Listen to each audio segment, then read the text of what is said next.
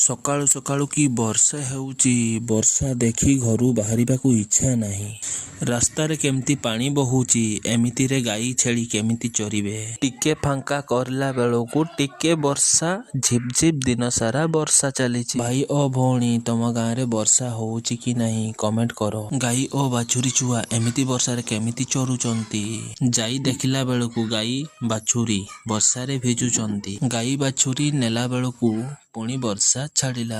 ମୁଁ ଚାଲିଲି ଗାଈ ବାଛୁରୀ ଧରିକି ଘରକୁ। ଘର ପହଞ୍ଚି ଦେଖିଲା ବେଳକୁ ବର୍ଷା ପୁଣି ଛାଡ଼ିଲା।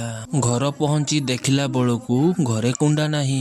ଫଟାଫଟ ରେଡି ହୋଇ ବାହାରି ପଡ଼ିଲି କୁଣ୍ଡା ଆଣିବାକୁ ଯିବା ପାଇଁ। ଯେମିତି ବାହାରି ପଡ଼ିଲି ମା କହୁଛନ୍ତି ଚୁନା ଟିକେ କୁଟିକିନା ଆଣ। ବୁରା ଆଉ ଅରୁଆ ଚାଉଳ ଧରି ମୁଁ ସିଧା ଚାଲିଲି ହଲରକୁ। ଯାଉ ଯାଉ ବାଇକରେ ପେଟ୍ରୋଲ ସରିଗଲା। ଫଟାଫଟ ଦୋକାନକୁ ଯାଇ ପେଟ୍ରୋଲ ମାଗିଲି। ପେଟ୍ରୋଲ ପକେଇ ସିଧା ଚାଲିଲୁ ହଲରକୁ। ଯାଉ ଯାଉ ପୁଣି ଆରମ୍ଭ ହେଲା ବର୍ଷା। ଟିକେ ଛିଡା ହୋଇ ପଡ଼ିଲି। କିଛି ସମୟ ଛିଡା ହେଲା ପରେ ବର୍ଷା ଛାଡ଼ିଲା। ମୁଁ ଫଟାଫଟ ହଲରକୁ ଚାଲିଲି। ହଲର ପହଞ୍ଚିବା ମାତ୍ରେ ପ୍ରଥମେ ଅରୁଆ ଚାଉଳକୁ ଚୁନା କରିବା ପାଇଁ ଦେଲି।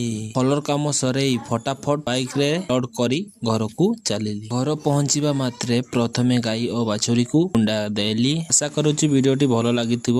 ଲାଇକ୍ କରିବେ, କମେଣ୍ଟ କରିବେ, ସେୟାର କରିବେ ଏବଂ ସବସ୍କ୍ରାଇବ କରିବେ। ରହିଲି, ଜୟ ଜଗନ୍ନାଥ। ପୁଣି ଦେଖା ହବ ନେକ୍ସଟ ପାର୍ଟରେ।